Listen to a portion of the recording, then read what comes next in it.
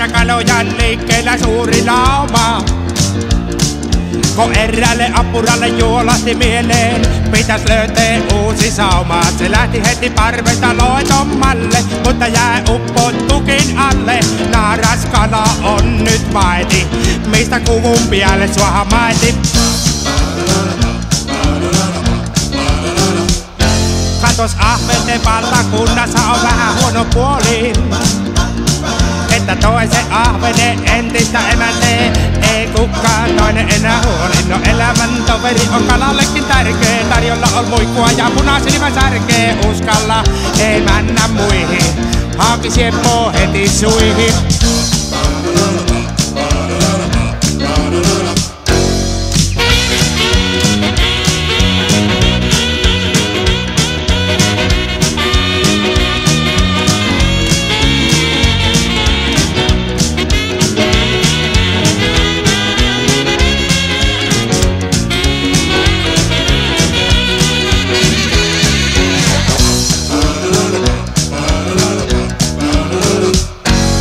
Naaraskala sanoi liian kauan yksin ollut tohon.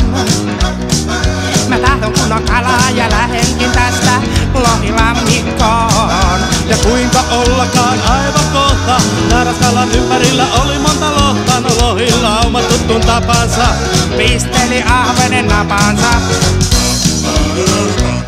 Vaikka mukavalta tuntuikin kalarokki tää, ei elämä on hausko jos aina